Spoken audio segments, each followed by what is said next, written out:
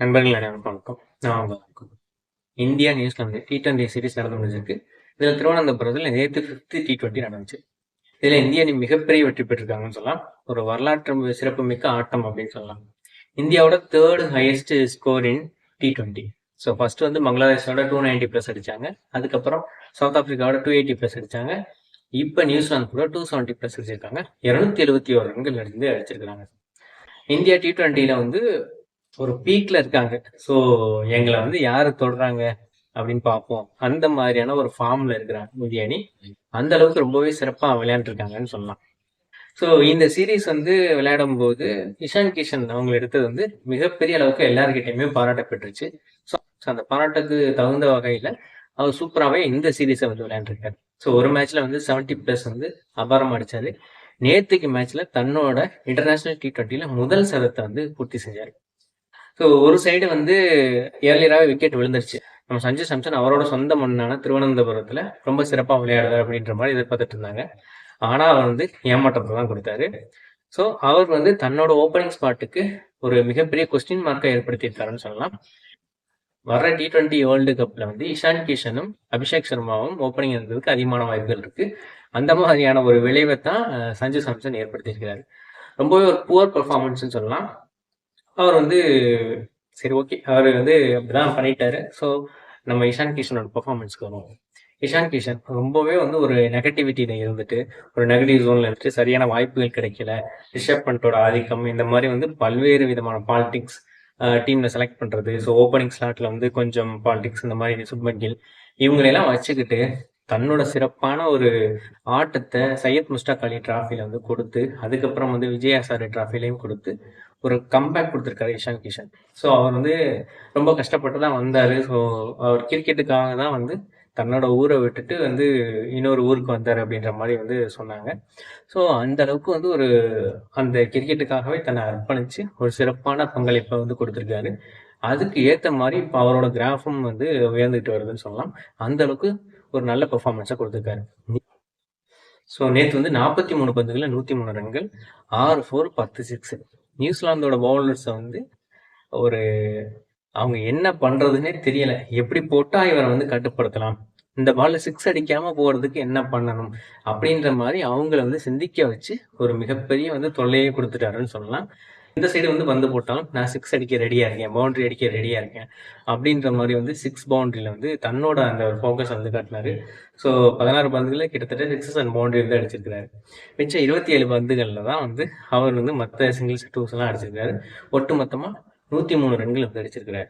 அவருக்கு பக்கபலமா வந்து நம்ம சூரியகுமார் யாதவ் கேப்டன் வந்து 30 பந்துகளில் 63 ரன்கள் அடிச்சு அவரும் வந்து ஒரு மிகச்சிறப்பான பங்களிப்பு கொடுத்திருக்காரு. அதே போல வந்து நம்ம ஹர்திக் பாண்டியா அவரும் வந்து 42 ரன்கள் ஒரு நல்ல ஒரு பார்ட்னர்ஷிப்னு சொல்லலாம். ஸோ இஷான் கிஷனோட சேர்ந்து அவர் வந்து அந்த செஞ்சுரியை செலிப்ரேட் பண்ண விதம், அதாவது இஷான் கிஷனோட செஞ்சுரியை வந்து தானே செஞ்சுரி அடிச்ச மாதிரி வந்து அவர் செலிப்ரேட் பண்ணாரு. ஸோ இதுக்கு வந்து அவங்க 2 பேருக்கும் உள்ள பாண்டிங் வந்து மும்பை இந்தியன்ஸ்ல இருக்கும்போதே நமக்கு பார்த்தோம். ஏன்னா எல்லாருமே ஒரு விதத்துல வந்து ஹர்திக் பாண்டியாவை பூ பண்ணிட்டு இருக்கையில இஷான் கிஷன் மட்டும்தான் வந்து ஹர்திக் பாண்டியாவுக்கு சப்போர்ட்டிவா இருந்தாரு. ஸோ அந்த ஒரு நன்றியை காட்டும் விதமா வந்து அவரோட செஞ்சுரியை வந்து இவர் அடிச்ச மாதிரியே வந்து செலிப்ரேட் பண்ண ஹர்திக் பாண்டியா. அந்த மொமெண்ட் வந்து பார்க்கறதுக்கு ரொம்பவே நல்லா இருந்துச்சு. ஸோ ஒரு அபாரமான ஆட்டம், ஒரு வரலாற்று சிறப்புமிக்க ஆட்டம்.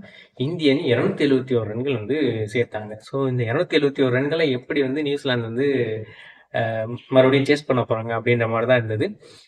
எந்த நேரத்தில் வந்து ஒரு நல்ல விதமா சாம்டன் வந்து சொன்னாரோ இவங்க வந்து 300 வந்து அடிச்சாதான் வந்து இவங்களை டிஃபெண்ட் பண்ணலாம் போல அப்படின்ற மாதிரி வந்து சொல்லியிருந்தாரு. அந்த அளவுக்கு 300 அடிக்கிற எபிலிட்டியோட தான் வந்து இந்திய பேட்ஸ்மேன்கள் வந்து ஆடிட்டு இருக்காங்க.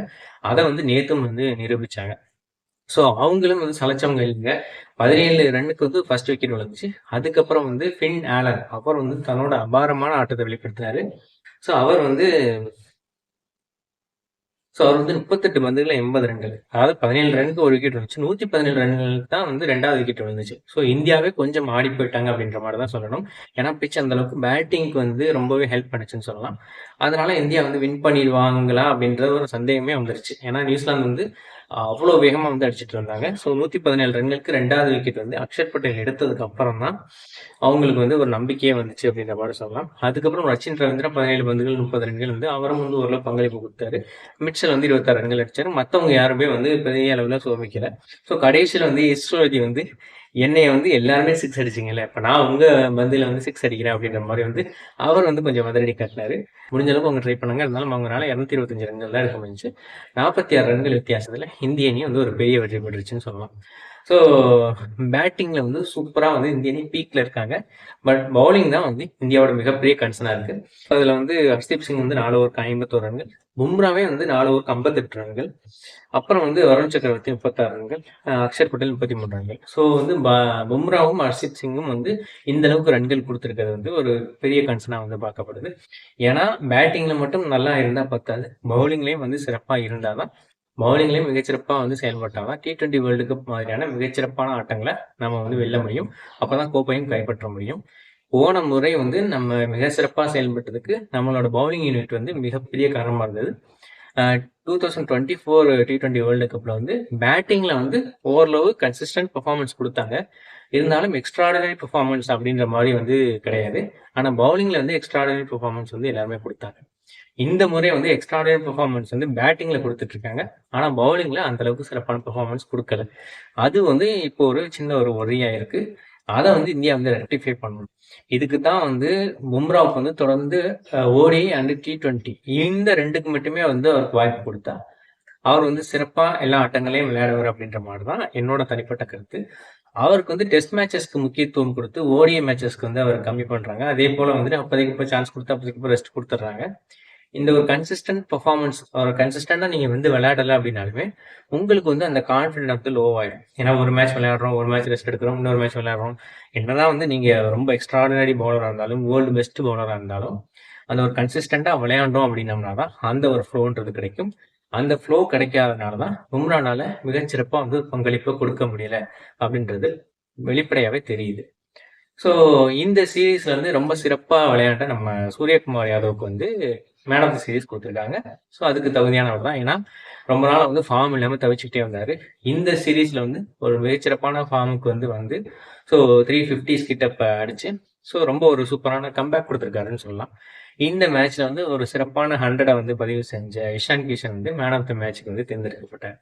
ஸோ ஒட்டு மொத்தமாக இந்த T20 சீரீஸ்ன்றது இந்தியாவிலே நடந்திருக்கு. அது ஒரு பாசிட்டிவ். அது போக வந்துட்டு இந்திய அணி 4 மேட்சஸை வின் பண்ணி வந்து சீரீஸ் வந்து ஒரு ரொம்ப சேஃபாக வந்து வின் பண்ணியிருக்காங்க. அது ஒரு பாசிட்டிவ்.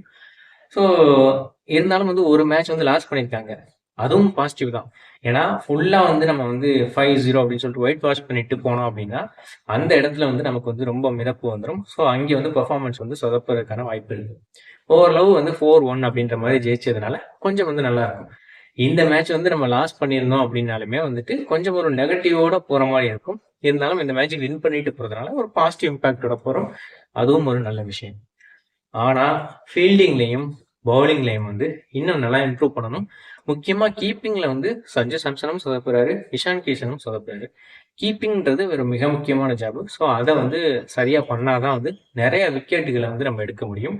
நிறைய நேரங்களில் கேட்சஸ் வந்து மிஸ் பண்ணுறதும் அதே மாதிரி வந்து ஸ்டம்பிட் வந்து மிஸ் பண்ணுறதும் வந்து தொடர்கதையாக நடந்துட்டு இருக்கு. தோனி கீப்பராக இருந்த வரைக்கும் இந்த எரர்ன்றது ஒரு 10% தான் இருக்கும். ஆனால் இப்போ இருக்கிற கீப்பர்ஸ்லாம் வந்து அவங்களோட அந்த எரர் சதவீதம்ன்றது கிட்டத்தட்ட ஒரு 30 to 40% வந்து விட்டுறாங்க. ஸோ 60% தான் வந்து சிறப்பான ஒரு பங்களிப்பு கொடுக்குறாங்கன்னு சொல்லலாம். ஸோ அதுலேயும் வந்து நல்ல இம்ப்ரூவ்மெண்ட் தேவை. ஸோ அதே போல் வந்துட்டு டீமோட அந்த ஒரு பொசிஷன் இறங்குறதுலையும் வந்து கன்சிஸ்டண்ட்டாக இல்லாமல் இன்கன்சிஸ்டண்ட்டாக வந்து ஒவ்வொருத்தவங்களையும் இறக்குறதும் வந்து ஒரு மிகப்பெரிய கன்சர்னாக இருக்குது.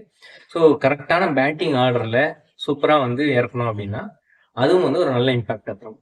இஷ்டத்துக்கு வந்து நம்ம கௌதம் கம்பீர் வந்து அவரோட மூளைக்கு எந்த நேரம் வந்து ஒன்று தோணுதோ அதுக்கேற்ற மாதிரி வந்து பேட்டிங் ஆர்டரை கொலாப்ஸ் பண்ணி மாற்றி இறக்குறதும் வந்து நம்மளோட ஆட்டத்தினை வந்து மிகப்பெரிய அளவில் பாதிக்கும் அப்படின்றதும் வந்து ஒரு கன்சர்னாக இருக்குது.